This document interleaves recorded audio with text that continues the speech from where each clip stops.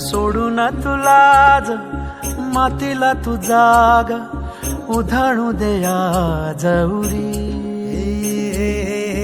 उजाडू दे आज साकड हे माग होऊ दे पहाट नवी.